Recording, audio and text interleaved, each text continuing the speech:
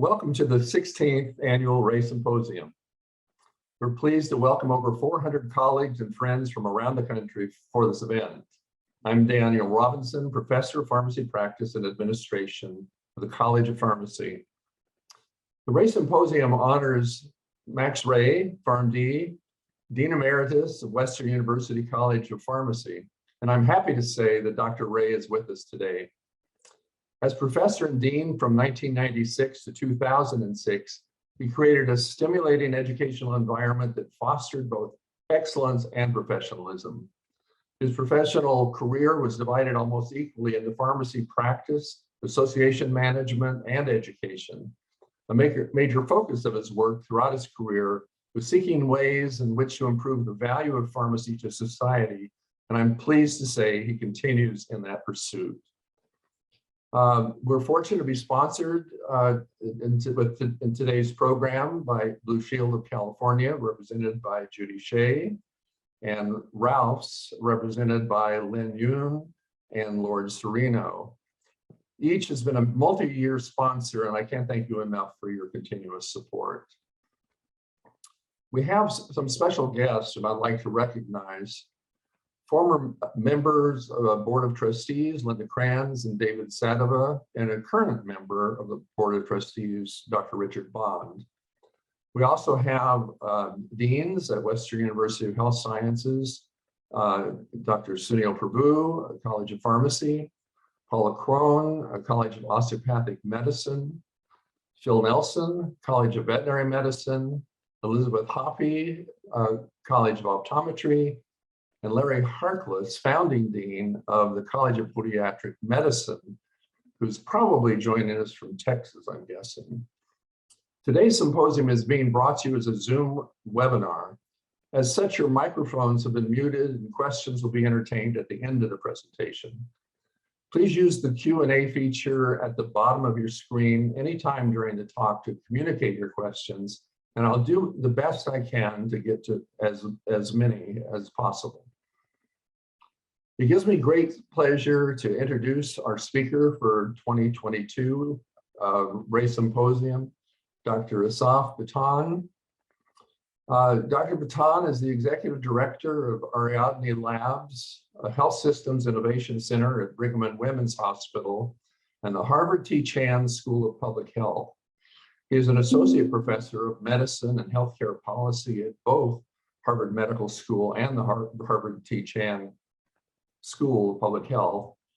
Ariadne Labs is globally recognized for health systems innovation and design, creating scalable system-level solutions that improve healthcare processes and enhance purposeful interactions between patients and their providers. As a practicing primary care physician and expert in primary healthcare policy, financing, and delivery, Dr. Batan has served as a senior advisor for primary care policy at the Center for Medicare and Medicaid Innovation since 2012. He currently serves on the Center for Strategic and International Studies Bipartisan Commission on Strengthening America's Health Security, the National Advisory Council for Healthcare Research at the Agency for Healthcare Research and Quality. And he's an elected member of the International Academy of Quality and Safety. He is a core founder and steering committee member of the Primary Healthcare Performance Initiative, a partnership that includes more than 20 countries, the World Bank, the World Health Organization, UNICEF, the Global Fund, and Bill and Melinda Gates Foundation, dedicated to improving the global provision of primary health care. Dr. Batan practices primary care at Brigham and Women's South Huntington Clinic, a team-based community primary care practice in Boston that he helped found in 2011. And now let's welcome Dr. Batan, who'll tell us about health systems improvement, scaling for the globe. Thank you so much, Dr. Robinson, and it's really a pleasure to be with you all virtually. I wish we could all be together in person, but Zoom has its advantages, and we can all be in the same room. As I gather, we have participants and attendees from all over the country, and that's really exciting. I'm excited to be here and spend some time with you talking about some of our work at Ariadne Labs, but really my hope is to generate some ideas and ask questions and really offer some directions, not recipes, but directions on how to improve our health systems, which are so critical and under such critical challenge right now. I'm planning to spend the next 40 or so minutes talking to you about some of our work, and then I'd like to really open it up for questions. And again, I want to thank the organizers of the Ray Symposium and the honor for being your guest lecturer today, this afternoon for you, this evening for me. And as we really talk about how we can articulate and conceptualize a method for improving health systems, both that are proximal to the people who use them, but also find solutions that might be scalable to our many and often intractable seeming global problems. The frame that I'll use, and I really have the privilege of being the executive director of this innovation center, which is an interesting meld of a co-owned center between an academic hospital system and a school of public health. I'm a primary care physician, as Dr. Robinson said, and that basically encompasses the melding of medical care and public health, the intersection of which is so often in primary care and other health professions that span these boundaries. And we are about 10 years old. It's our 10-year anniversary this year, and we were founded by a surgeon and public health leader named Atul Gawande, who is also a writer. You may have read some of his work, but really founded on this vision. And I've been privileged to be part of this organization since almost its inception. Our vision is broad. It's that health systems should equitably deliver the best possible care for every person, everywhere, every time. And you may say, well, that sounds sort of Pollyanna-ish, but isn't that sort of our goal in health care and in public health, to do best by the people that we serve every time, not just some of the time, and for everyone, not just for some people. And so our mission, located within academia, but also between academia and clinical front lines, is to use our tools and this really interesting grouping of people that we're privileged to work with. We are clinicians of all stripes and all types. We are public health scientists. We are designers. We are human-centered design implementation experts. We are educators. We are students, we are faculty, we are administrators in the field, and we join together as about 115 people, as well as a affiliated faculty of about 200, to really align on a mission of saving lives and reducing suffering for people everywhere by creating not just pilot demos or pilot interventions, but scalable systems level solutions that measurably improve healthcare. So we use the tools of academic inquiry to make sure that we are building solutions that have valence and have an effect and change behaviors and change outcomes. But our products are not just papers. Our products are not just presentations. Our products are partnerships with much larger organizations or even governments or private sector partners that enable these good ideas to get better and then to get out into the field and help as many people as possible. The sort of core of where we begin our journey is a recognition that as you who are professionals and trainees within the broad array of amazing health sciences opportunities understand that 100 years ago, for instance, the treatment for a person with myocardial infarction was if they could be admitted to a hospital, if they had access, and if there were a hospital nearby and they could pay for it, was to basically sit in a dark room, maybe get some oxygen, be given rest and respite care, and hope they survive. And of course, now you know that the treatment of somebody with an acute MI is so complex, so advanced, ranging from catheterization to anticoagulation to statin therapy to cardiac rehabilitation and on and on and on, spurred by incredible breakthrough innovations in science, in our understanding of what acute coronary syndromes and atherosclerosis and clotting and all the pathways that you are studying or that you have discovered in your endeavors as researchers, students, and practitioners. And we look back on this amazing advancement, or we can even look back 2 years. And as a practitioner on the front lines of COVID, we can remember what it felt like in March 2020 to face an incredibly frightening, deadly, and rapidly spreading virus with essentially flying in the dark, no tools, no clear evidence. And now 2 years later, despite all that has been wrought, all the suffering, all the inequity, we have vaccines that work for those who wish to take them. We have treatments that work, even outpatient 5-day courses of pills like Paxlovid, which I dispense all the time now as a primary care practitioner after I do my med reconciliation and med interaction checks for all of my pharmacy friends, and really rely on pharmacy to help guide us in this important new therapy. But we look at, 2 years later, having an mRNA set of vaccines, having therapeutics, reducing mortality rates, and we say, isn't health science incredible? Look at these breakthrough innovations that have spurred such gains in such a short time. But the reality, as those of you who have also worked and lived across the front lines of health systems or tried to access care yourself, is that millions in our communities and nationwide and worldwide face needless suffering because systems of care break down, even though we know how in theory, or we know how in guidelines to deliver that care. People don't get the care they need when they need it.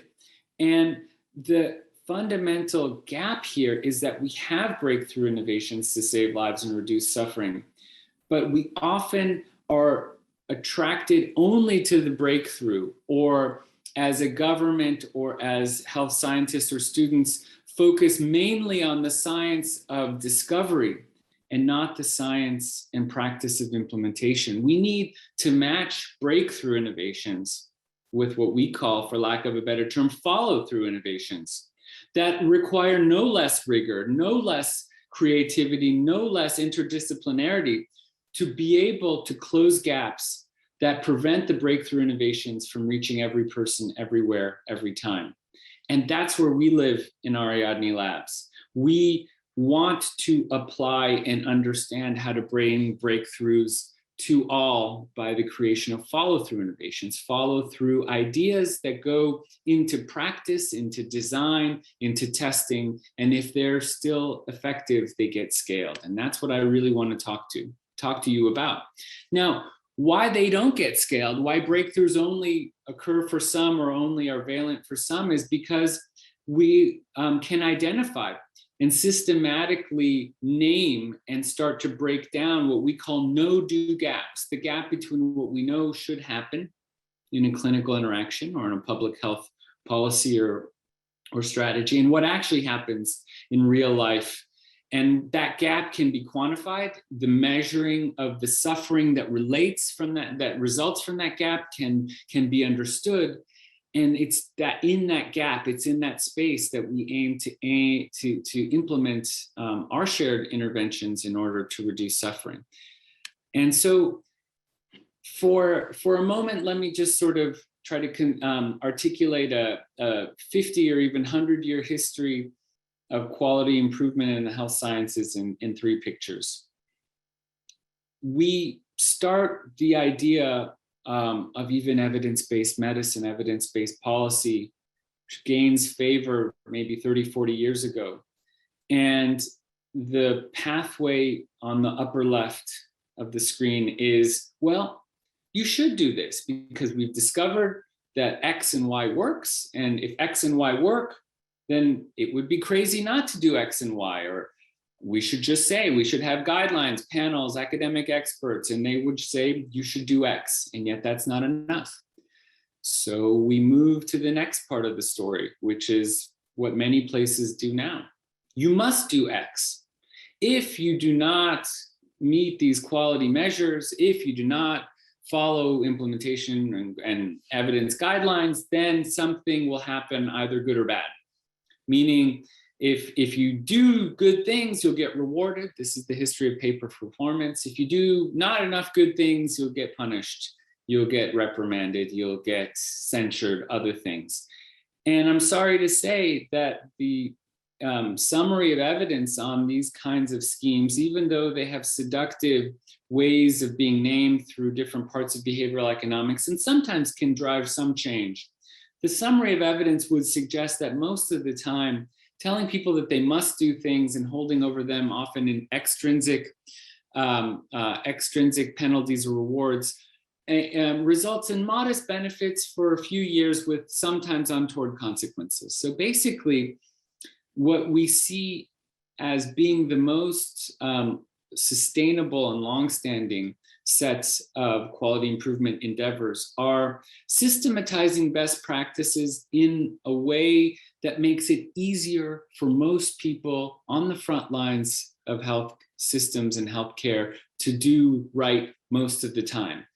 Make the default option better care, not the censured or warning or punishment if you don't do better care. Make it easier to do the right thing more of the time, and the right thing will happen more of the time. For our work, and I never want to represent that we're the only people doing work in implementation science. Many of you, I'm sure, are doing it. Many of our colleagues all around the country and all around the world are doing it. It requires, again, as much effort and as much commitment to practice and purpose. And we need to rebalance our focus from breakthrough to include follow through. For us, the principle of innovation that guides our work has to be that it has to actually measurably reduce suffering in the real world, in the real scenarios, in the real clinics, ERs, pharmacies, health policy arenas, primary care clinics, and acute care hospitals. It has to demonstrably work. It cannot be notional, and it cannot just work in one idiosyncratic place. And the way that we get to that is by amalgamating a quality improvement set of methodologies that really start to say that in the initial phases, after we've identified a gap that we wish to close, we convene a set of broad stakeholders that are inclusive of not just clinicians, but also patients, policymakers, payers, educators, that can help us come together and think about what are the best practices in this no-do gap that we wish to see more of, and what might be design principles and design methodologies to, on the left hand, produce a scalable or a testable version that could, in the middle part, actually be tested for behavior change, improvement, and outcome change eventually. And if that test proves to be positive, can be then spread with implementation partners all over the nation, all over the world. And so we have our clinical domain. Let's say it's in the area of surgery or maternal child health, and we work with an innovation team of designers and folks who have experience in prototyping, and they help the clinicians, the patients, the policymakers sort of come up with that initial prototype. And then we have a science and technology team that supports the larger and wider test, often but not only inclusive of randomized controlled trials. And then if there are still evidence of impact, then we have an implementation and a communication set of teams that really help us in the spread phase. So that's notionally how the work gets articulated and moved through a pathway that often can take many years, but that is very focused on building ideas, tools, and communities of implementers to improve and reduce these gaps and reduce suffering. And so, let's get to a level of more specificity. So what actually do we work on? What have we worked on? Well, we really work in three areas, in three kind of gap closure mechanisms. As Dr. Robinson said, we work to narrow safety gaps by improving healthcare processes. We work to improve the purposeful interactions that people have with their healthcare teams by narrowing communication gaps. And we work to improve and impact population health at scale by narrowing integration gaps. But let's get one step further on what that might mean. So in the safety gaps, we use an array of tools, checklists, data and analytic tools, coaching tools, and we've done this in the arena of surgery and created surgical checklists, which I'll talk about in a bit. Maternal and child health tools. We've created an array of COVID-19 tools ranging from the early stages of COVID. What are ways that schools and communities can mitigate the risks using an array of interventions ranging from ventilation standards, masking standards, a different sort of ergonomic and workplace standards to again make it more safe to enter spaces together. We've done a lot of work on reducing error and improving safety using a variety of collaborative techniques, EHR techniques. So a big focus and our initial focus as a lab for the first 5 years was really around safety gaps. That moved in the next few years to understanding a couple of fundamental things. First, that safety gaps, when they could be closed, still relied on an element of better communication within healthcare teams. Checklists work between healthcare teams because they actually articulated a pathway for teams to talk to each other, to know who's on the team, and to be able to name and mitigate potential risks of a surgery or a childbirth.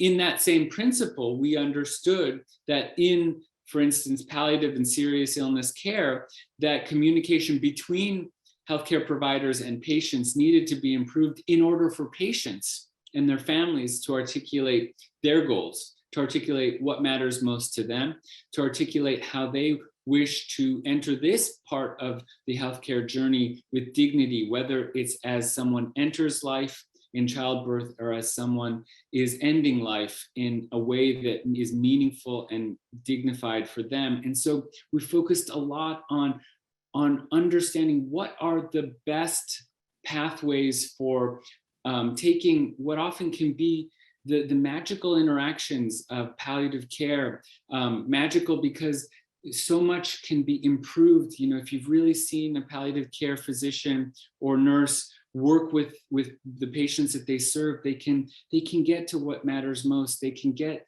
to the articulation of life goals and wishes and trade-offs. And so we really thought, well, there's no checklist for this, but how can we build a pathway, a pedagogy for educating in a meaningful way healthcare providers of all stripes in these kinds of valuable communication techniques, and then encode those pathways into electronic health records and into other clinical guidelines, such that, again, it makes it easier to do the right thing of articulating a person's goal as they enter a serious or critical phase of their life or healthcare journey. And in doing so, we will not only improve outcomes, but we will also address potential errors, both of omission and of commission. And finally, in our quest to scale these things that seem to work, at least in the clinical setting, that seem to work in some units like surgery and palliative care, we've wanted to spread it far and wide and understand that in order to do that, you have to have disparate parts of the healthcare system integrate and talk to each other and coordinate with each other, both across levels of healthcare, from primary, secondary, acute, rehabilitative, and promotive care, to also the interaction, which we saw in COVID didn't happen enough and took too long to integrate between medical care and public health. And that lack of integration and interaction had very serious consequences. And so a lot of our latest efforts are really to build more integrated systems that serve patients, communities, and countries on a better level through primary healthcare, through the provision of better digital tools, through integrating pathways like home hospital and home health tools, through the integration of new technologies and genomics into a variety of population health pathways, and through the better use of implementation science, whether it be through context assessment or through implementation with partners to scale in large settings to reach our successful aims. So let's go one path deeper, because what this has meant is that we really focus on getting our tools out there, where we have a principle of open source. Our surgical and childbirth and primary healthcare tools, we measure how far and wide they've spread. And it is a fair estimate to say that we've reached nearly 90 million patient lives, mainly through interactions in childbirth and with the surgical checklist work and through our primary healthcare work at the regional and country level in the majority of countries in the world. And that's been, it's been exciting to see that these tools have been useful and generate demand across very different healthcare systems and appear to help people in their healthcare journey. So let's take a deep dive into what it actually means, because I've still stayed at a fairly conceptual level, and I'm actually a pragmatist like most of you. So what does it mean? And I'm going to take you down quickly 3 journeys through safe surgery, through our serious illness work, and through our primary healthcare work, to sort of show you what we mean and what we've tried to do. And hopefully that will inspire you in your innovations as health scientists and health science students. So for us in safe surgery, the problem has really been that surgery is an enormous risk. You know, the average person in high-income countries has 8 surgeries in their lifetime. They're critical moments in people's healthcare pathways. And what we did was try to break down where errors happen, where bad things happen. And in partnership with the World Health Organization, our program really worked to build at a critical moment, which is the moment before surgery starts, a safe surgery checklist, and implements features around that checklist. It's not just a piece of paper, but it's a set of communication standards, evidence practices, and even tools around the operating room, including how to deal with operating room emergencies, how to make sure critical equipment is available, and how to utilize new devices in the surgical arena in a safe way. And so after years of development and piloting initially at our home hospital, Brigham and Women's Hospital, and then at a set of sister hospitals initially around the country and then around the world in an 8-center trial, we showed that the implementation of this surgical safety checklist, these simple seeming but complicated to actually do well, 19 elements that range from before you induce anesthesia to before you incise the skin, and then after a patient leaves the operating room, and which we would say the most critical of which, perhaps paradoxically, perhaps not, is the introduction of the entire team to themselves and to the patient, and the naming of the roles of everybody on the team. So it's not that people are really forgetting all that often to give antibiotics. It's that they don't have a communication channel as surgical teams form together and then come apart and then form again, especially in acute emergency settings. And so that moment to just confirm who does what on the team, who is named to do what on the team, who should speak up, which is everybody if they see a problem on the team, and who is there for the patient, everyone on the team, leads to then, okay, do we have agreement that the right site has been marked and that the antibiotics have been given and we've anticipated blood loss and all the other proximal process steps that were shown in the global trial to reduce mortality by over 40% in the surgical space. And in subsequent work in implementing this in every hospital in Scotland, showed that over a 7-year period, as part of a quality improvement bundle, that there was a sustained 36% decrease in surgical deaths. Again, deaths, not process steps, but deaths. And so, if this were a pill, it would be a blockbuster. And in a way, it has been a blockbuster as a set of interlinked quality improvement standards. Last year or 2 years ago, we looked back and found that 90% of operating rooms in high-income countries like the US are using the safety checklist. 30% of low-income countries are using the checklist. We work with our sister NGO Lifebox, which delivers the one piece of technology that the checklist demands, which is a pulse oximeter.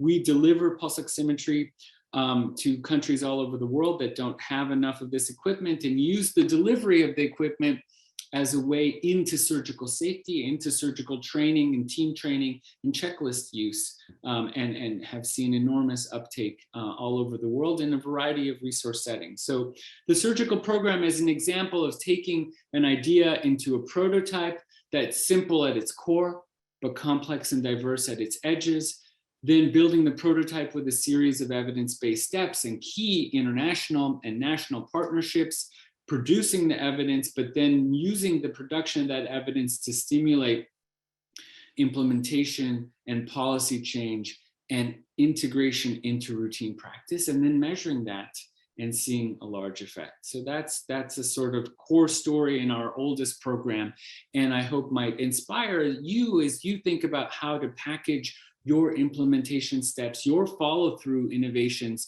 to reduce suffering and make sure that breakthroughs are available to all. In serious illness care, let's talk about a different pathway, because it's not always about checklists.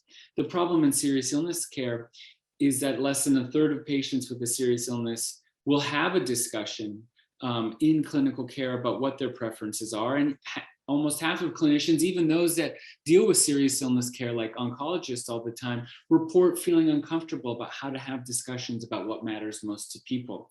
Our program was created with a series of palliative care, oncology, and primary care experts to find a way, again, to boil down and to find the most valent parts of amazing serious illness conversation, and to make it easy to scale that conversation in a variety of ways. In this way, what we did after many years of iteration was build a set of guides that could be encoded into 2-hour training modules, which you can, if you go on our website, download and also partner around different folks that can help your health professionals learn in a few short steps, not how to be expert serious illness communicators, but how to be better serious illness communicators. And then we work to build this guide and to build prompts around the guide, around how to set up the conversation, understand people's preferences, elicit and share prognoses, explore key topics, close the conversation, continue the conversation, and eventually document the conversation, even to the point where we've worked with Epic and Cerner and other EHR companies to enable modules to be built in to EHR so that it's easier, like in my EHR, to document the conversation and make it available at key moments in a person's life journey, like for instance, when they show up to the ER, and the ER can pull up the conversation and see that, yes, actually this person's clearly articulated that they wish or do not wish to have this and that kind of care, and this is concordant with their journey. And so we built this training program and this conversation. We evaluated it eventually using an RCT and found that it's a feasible intervention. It changes clinicians' practice. And most importantly, and this was surprisingly wonderful, that it appears to lower anxiety and depression by up to 50% using recognized standard tools like GAD-7 and PHQ-9 for people at the end of their life who've had these conversations. What it didn't change are certain other elements, because it was a focused short intervention of palliative care. And it's unclear whether it changes utilization of care, at least in the oncology space, though in a follow-up trial in the primary care space, primary care patients in a care management program who received this intervention through both their primary care physicians and their social workers actually did spend more time at the end of life at home in hospice than they did in the ICU. So we've now partnered with dozens of organizations across the country. We've built this into EHR systems, and we're building a learning and management system to asynchronously spread this to whomever wants to train themselves in better components of serious illness care that, again, can articulate and name and dignify conversations that patients and families want to have to be able to name what matters most to them at the end of life. Finally, I'll finish with an example from our primary healthcare work, where the problem globally certainly has been that we focus really on treating specific diseases with vertical pathways rather than supporting an integrated life course approach to primary healthcare that can meet the majority of a person's health needs in their community. And we first started this program and this project with some significant actors and players at the table that Dr. Robinson mentioned, WHO, World Bank, because they all had a little bit different conception of what they meant by primary healthcare. And it was helpful to really facilitate a conversation on what the core elements of primary healthcare are and should be, what globally recognized metrics and standards should be to measure that system performance, and what could be pathways and strategies to improve primary healthcare systems. And so we've spent the last 8 years working to define this, and basically to define it in the simplest possible way, because it's so complicated. And we are parsimonious pragmatists. That means we recognize complexity, but we also recognize the benefit of boiling down complexity into something that can be tractable, usable, and implementable by the widest variety of people. And so what we did is boil down all these theoretical and conceptual models into basically 4 quadrants that actually a health minister or the director of a primary healthcare region or district or health center could look at 4 quadrants: financing. Do we have enough spending? Have we made sure that we reduce out-of-pocket expenditures for the people that we serve? Capacities, do we have the adequate staff, stuff, drugs, facilities, people, pathways, and is the system well-governed, well-managed, and is it proactive, not reactive? And then we look at performance on access measures, on quality measures, on diagnostic accuracy, on end outcomes and effective coverage measures. And then we look at equity. Do we not just see outcomes for some, but outcomes for all? And do these include the most vulnerable in our communities? And so this kind of 4 quadrant, literally when we present, for instance, to the health ministers of the country that we've worked with, we give them one piece of paper or one screenshot and say, this is the performance of your primary healthcare system on one page. Now, underneath this performance are hundreds of pages of very complicated diagnostics, qualitative, quantitative reviews of understanding your system implementation and performance, but it can all be boiled down, and you can see in this page, basically using a color-coded grid, how well you are doing, where you need to focus some of your efforts, and not just where things are failing, but, and this is a real example of what these dashboards look like at a country or regional level, but we connect it, and you can go on our website here, we connect it to a matched set of strategies. We say, okay, you are a country that's a lower middle income country that's facing problems with supply chains and supply procurement of certain pharmaceuticals. We have actually encountered, 3 similar countries. We've done, dozens of case studies that are featured on this problem that don't give you a recipe for how to improve this, but give you ideas. And we don't just give you ideas and a set of strategies, but we connect it to sets of funding avenues, because again, we have partners like the World Bank, the Gates Foundation, the Global Fund, UNICEF at the table, looking at the same gaps of a given country. And so, for instance, in the example of Ghana, who we've worked with for many years, they identified a set of opportunities and gaps in certain supply chains and in certain improvements of facility-based diagnostics that they wanted to really focus on using their system, and eventually turn that into financing at the tune of over $100 million in terms of funding from the World Bank to address those specific gaps and to measure in a few years how they're doing gap to goal in those performances. And so that's an example of taking the theoretical, applying it to a data visualization, connecting it to evidence-based implementation strategies, and then connecting it to large partnerships that actually could fund and make real these previously notional hopes and wishes, and then we can build it into a large quality improvement cycle. And so that's what's happening.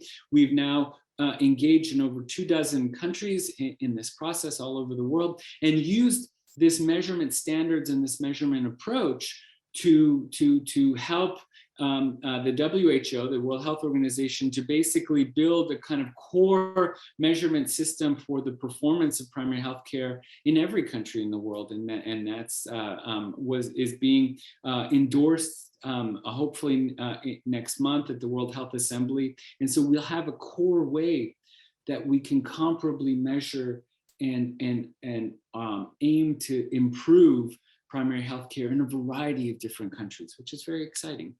Finally, just a word or two, and then I'll end on a couple of newer initiatives around making available digital clinical tools to low-income countries and work in integrating care at home. We in the digital clinical tool space have worked to take a set of tools that include, but not limited to, tools you might use as clinicians on a daily basis, like UpToDate or Osmosis, and work with the builders and providers, the companies of those tools, who donate access to those tools to providers in countries that could not afford the price points. For instance, I have UpToDate or some of these other tools on my phone, and I use them all the time to great effect. We've been able to be the organization that distributes these evidence-based effective digital tools now to over almost 30,000 providers in over 4,000 facilities in 130 countries, including after the start of the war in Ukraine. We were able to turn on UpToDate for any clinician in Ukraine, and also in the humanitarian regions of the countries that border Ukraine that are taking care of Ukrainian refugees. We've turned on UpToDate, and we already have almost 1,000 providers we've distributed it to help them establish and access up-to-date information, and also information on perhaps things that they haven't seen but unfortunately need to know more about, battlefield casualties, etc. And also are in an exciting partnership with now almost half of the medical schools in sub-Saharan Africa to distribute these effective digital clinical tools to them before they're even graduated, so that they can practice the use of having at the bedside clinical tools in web format to make better decisions. And then in the space of home hospital, we've built on some local innovations around the hospitalization for general medical conditions of like DVTs and some pneumonias and COPD. Move those admissions home safely with twice-a-day nursing and doctor visits and wearable monitoring tools. We saw in our urban trial great similar safety, improved functional outcome at home, no change in readmissions and lower costs. So now we've launched a rural home hospital trial. It's an RCT in Illinois, Kentucky, West Virginia, and Canada, and are implementing it as we speak. So I'm going to stop there, Dr. Robinson. I really appreciate the time of you and your guests and the invitation. I hope this has been interesting and useful to you all, and I'm welcome to take questions, comments, etc. Oh, I believe you might be muted. Sorry. Thank you so much for the wonderful presentation. I do have a question for you that has been sent to us. Regarding closing communication gaps, public and private libraries learned to share their holdings way back in the 1970s. So they broke through all the intellectual property issues and protections. When will medical record systems learn to share their records and provide access? That is a wonderful question. I hope it's also meant as a loaded question, because I do think that when vendors and policymakers and federal regulators and state regulators and payers feel the pressure and the necessity of making these fundamentally from first principle, absolutely critical digital tools available at the point of care everywhere, they'll only do that if the ruckus and the pressure is great enough on there. And of course, there are privacy concerns, and we get that. But there are such real and documented risks of information gaps and losses when records are not available, when we use faxes, 1980s technology instead of 21st century technology. Quite frankly, I think we have to articulate a position that says that's not acceptable in 2022.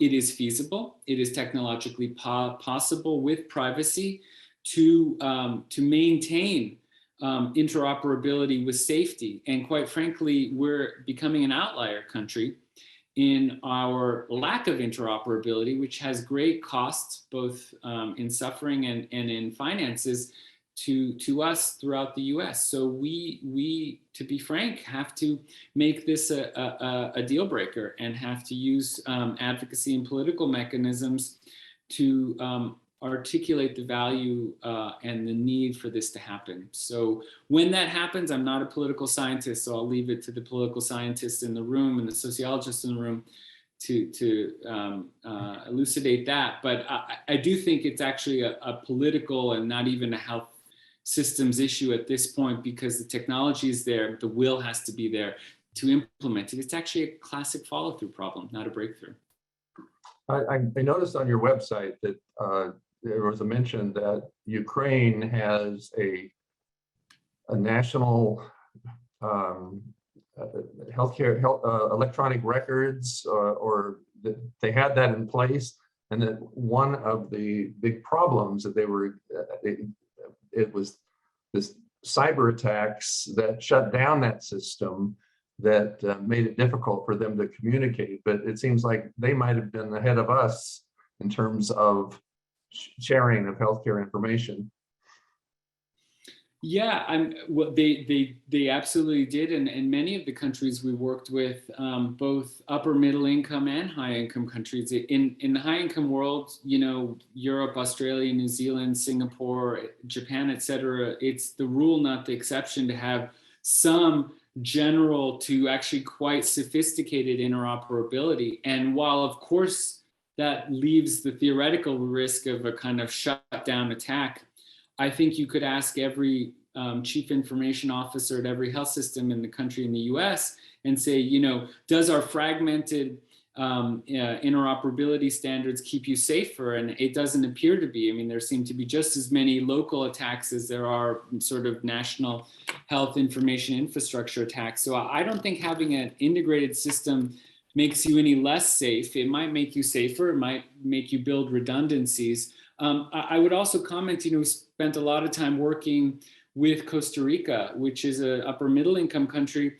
They have a singular unified, not only medical care record, it's integrated with their social security system. And so they're able to do work on social determinants of health and integrate those into the record and bring forth multiple facets to improve people's healthcare.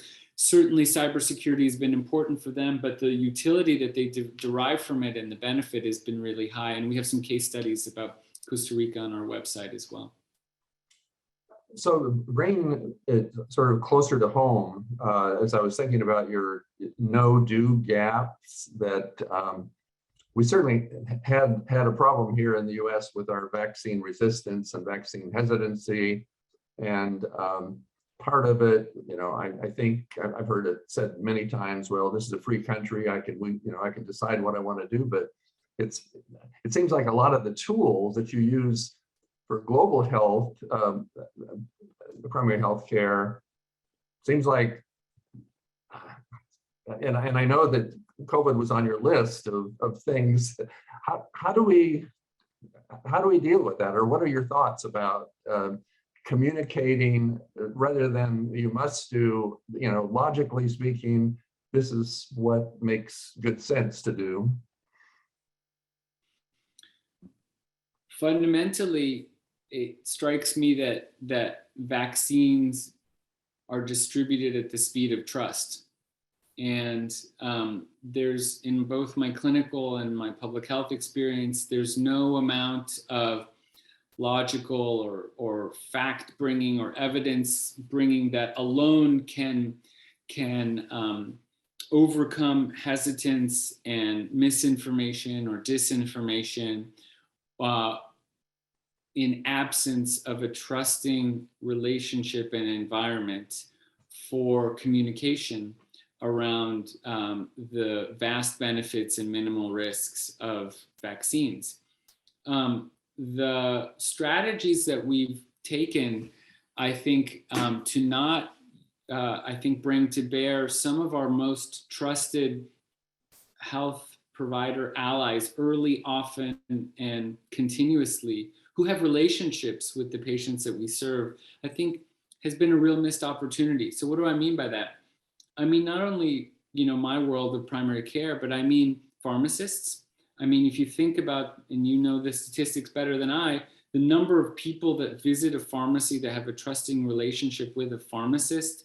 And I think the fact that we've seen pharmacies as dispensation mechanisms more than mechanisms for more integrated relationship-based health information, health education, and health promotion, I think has been a lost opportunity, but not forever. I mean, we could regain that. I think that we could have used and can use community health worker mechanisms. I think we could use faith-based and school-based and community-based organizations more and better to have the conversations in a space of trust and building trust to reduce hesitation. So we often approach this, I think, at our peril as health scientists, thinking that it's a science and numbers conversation. It's a relationship, feeling, and trust conversation. Now, there are people for whom misinformation has delved so deeply into their way of seeing the world that may be quite difficult. But my experience is that an open, non-judgmental, and multifaceted approach that depoliticizes what is a personal health decision, that frames the situation from a motivational interviewing perspective, that really explores the usual incongruity and doubt that exists even in the most hesitant appearing individuals, can often be spaces and can often be modalities that can inspire people to make better decisions. I think at the same time, on a policy level and on a public campaign level, we have to forcefully combat willful lies about untruths that lurk everywhere across our public discourse. And that doesn't mean censorship. That means making sure that we are as sophisticated in the provision of facts as willful vaccine misinformation spreaders are sophisticated in the willful spread of non-facts. So I don't see any other questions that have come up yet. If somebody wants to add one, please go right ahead.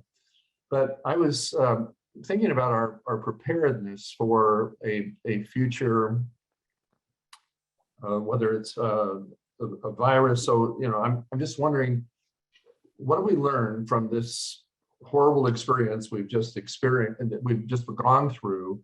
And are we going to be better prepared for the next one that, sort of surprises us in 5 years? And I think you've been working in some ways on a national level thinking about that, but will we be better prepared in the future? Honestly, I don't know.